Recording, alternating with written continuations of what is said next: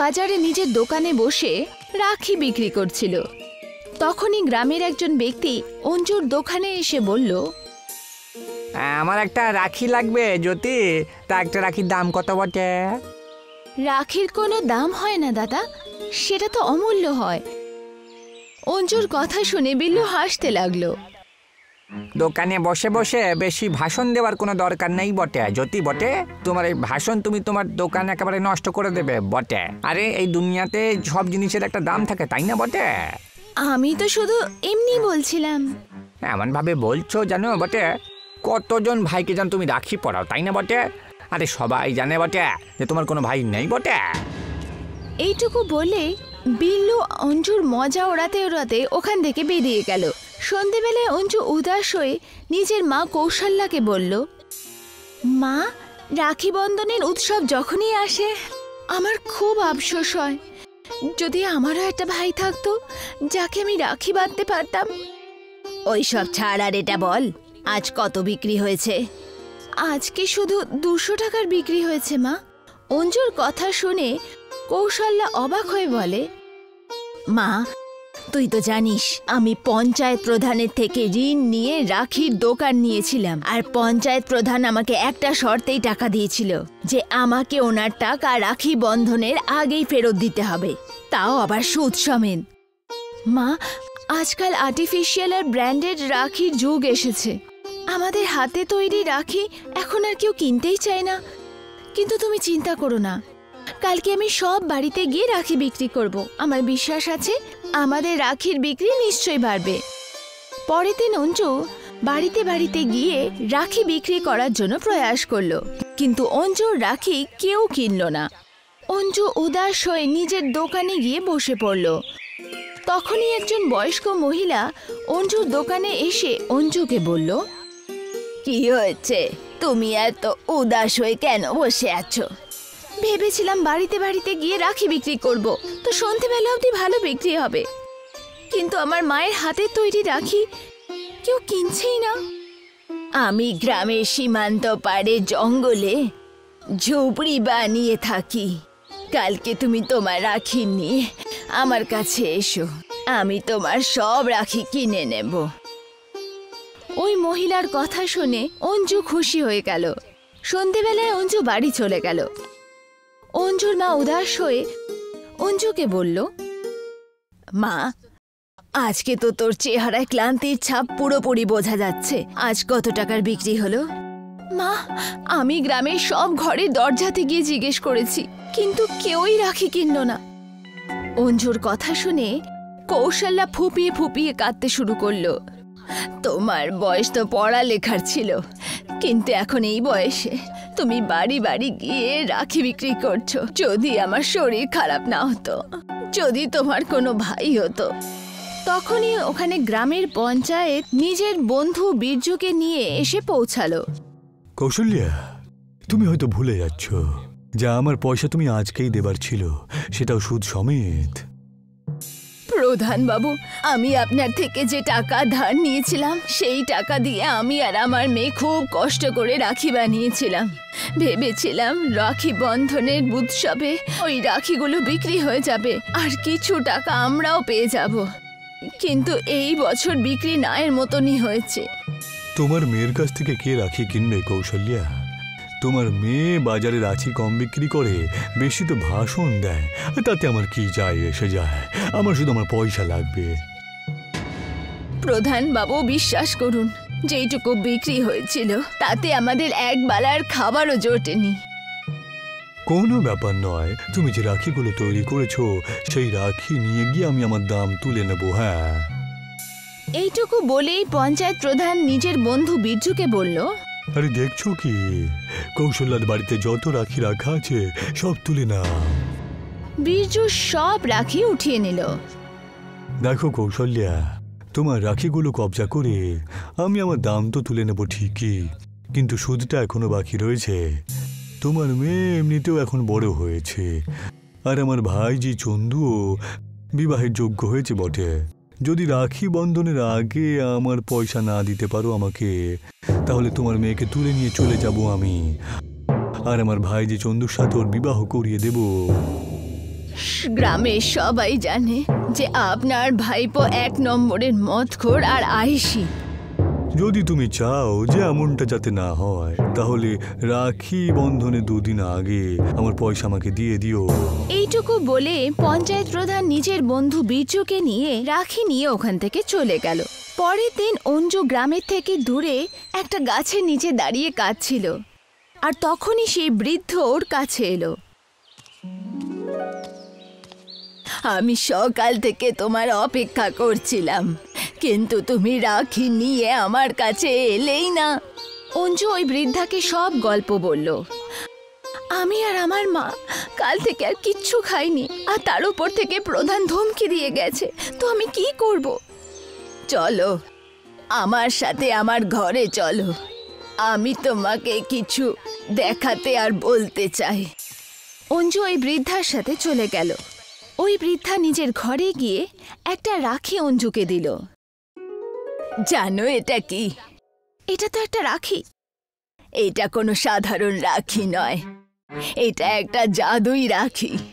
এই রাখির ভেতরে একটা গোটা রাখির জাদুই গ্রাম আছে, যেখানে 1 से 1 দামি আর অপূর্ব রাখি বিনামূল্যেই পাওয়া যায়।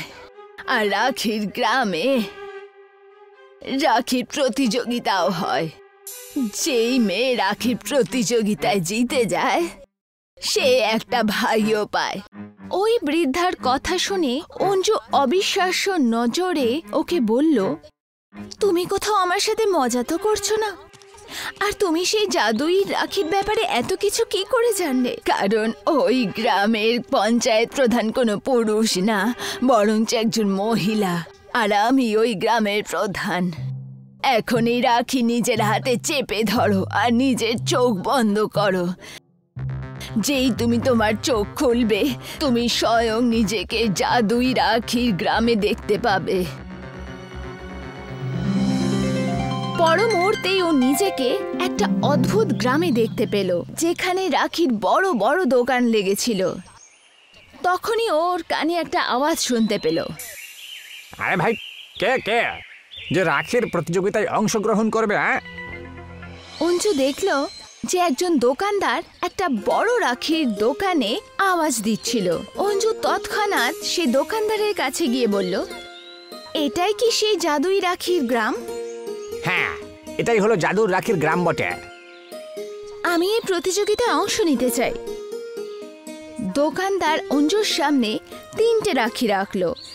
একটা রাখি সোনার ছিল, একটা রাখির চাঁদির, আর আরেকটা রাখি একদম সাধারণ। দোকানদার অঞ্জুকে বলল, তাই এর মধ্যে কোন রাখিটা তোমার পছন্দ? অঞ্জু একটা সাধারণ রাখিতে নিজের হাত দিয়ে বলল, রাখির কোনো মূল্য হয় না। প্রতিযোগিতা তুমিই জিতে গেছো বটে। দোকানদার এইটুকু বলতেই তখনই একটা রং বেরঙের কিরণের সাথে একজন সুন্দর ছেলে ওখানে প্রকট হয়ে গেল, আর অঞ্জুর দিকে তাকিয়ে বলল, আমার নাম মোহন, আর আমি তোমার ভাই। তুমি কি বাস্তবে আমার ভাই? ভাই নিজের বোনের সব কর্তব্য পালন করে। আমি সত্যি সত্যি তোমার ভাই, একজন জাদুর ভাই। বলো আমার বোন, তোমার কি লাগবে? অঞ্জু মোহনকে নিজের সব প্রবলেমের কথা বলল। এই বিপদের সময় একজন ভাই আমাকে রক্ষা করতে পারবে। অঞ্জু সেখান থেকে অনেক রাখি নিয়ে মোহনকে নিয়ে নিজের গ্রামে ফেরত আসে, আর নিজের মাকে সব গল্প বলে। মা, ও আমার ভাই। মা, অঞ্জু একদম ঠিক বলছে। মোহন অঞ্জুকে নিয়ে গ্রামের বাজারে চলে আসে। সুন্দর রাখি দেখে দেখতে দেখতে অনেক লোকের ভিড় জমে যায়। কিছুক্ষণের মধ্যেই সব রাখি বিক্রি হয়ে যায়। মোহন অঞ্জুর সাথে বাড়ি চলে আসে। এই পয়সাটা রেখে দাও মা, তোমার চিন্তা করার কোনো দরকার নেই। ওই দিনের পর থেকে মোহন রোজ অঞ্জুর সাথে বাজারে রাখি বিক্রি করতে থাকে। সারা গ্রামে অঞ্জুর রাখি প্রসিদ্ধ হয়ে যায়। এটা দেখে পঞ্চায়েত প্রধানের ভাগ্নে চন্দু প্রধানকে বলল, জানি না কাকু, অঞ্জুর সাথে কোন একটা ছেলে রাখি বিক্রি করছে। ওর রাখি তো একেবারে হুড়হুড় করে বিক্রি হচ্ছে। সমস্ত গ্রামে তো এই চর্চায় ছড়িয়ে গেছে যে ও অঞ্জুর ভাই। যেটা একেবারে মিথ্যে। কারণ আমি জানি যে কৌশল্যার কোনো ছেলে জন্ম হয়নি আগে। এইভাবে তো অঞ্জুর সাথে আমার বিবাহর যে স্বপ্নটা রয়েছে সেটা একেবারে অধরাই থেকে যাবে। আরে তুমি চিন্তা করো না চন্দু, তোমার জন্যই তো আমি এই জালটা পেতে রেখেছি। নাহলে তোমার কি মনে হয় আমি কৌশল্যাকে পয়সা এমনি দিয়ে দেবো? হ্যাঁ, আমার সঙ্গে চলো। প্রধান নিজের ভাগনা চন্দুকে নিয়ে সোজা কৌশল্যের বাড়িতে পৌঁছে গেল। মোহন নিজের বোন অঞ্জুর সাথে কথা বলছিল। প্রধান ক্রোধিত হয়ে কৌশল্যাকে বলল, আমি জানি কৌশল্যা যে এইসব তোমারই একটা নাটক। এই ছেলেটাকে যে সারা গ্রামে তোমার ছেলে আর অঞ্জুর ভাই হিসেবে নাটক করে চলেছে। এখন আমার মেয়েকে ভুলে যাও আর বেরিয়ে যাও এখান থেকে। তুমি নিজেকে কি মনে করো কৌশল্যা? হ্যাঁ, আরে অঞ্জুর বিবাহ চন্দুর সাথে তো আজকেই হবে। আমি দেখব এই ছেলেটা কি করে। তখনই মোহনই প্রধানের কাছে এসে বলে, এখান থেকে সোজা আপনি এখান থেকে বেরিয়ে যান, নাহলে তুমি কি করবে? হঠাৎই মোহনের চোখ দিয়ে লাল রঙের কিরণ বেরোতে থাকলো। হঠাৎ চন্দু চোখে দেখতে পায় না। কাকা কাকা, আমাকে রক্ষা করো কাকা, আমি কিছু দেখতে পাচ্ছি না কাকা। দেখলেন তো কি করলাম? আরে এ তো শুধুমাত্র একটা ছোট্ট ট্রেলার বটে। যদি আপনি আপনার নোংরা আচরণ না বন্ধ করেন তাহলে আমার চোখ থেকে লাল রঙের রশ্মি বেরোনোর বদলে আগুনও বেরোতে পারে।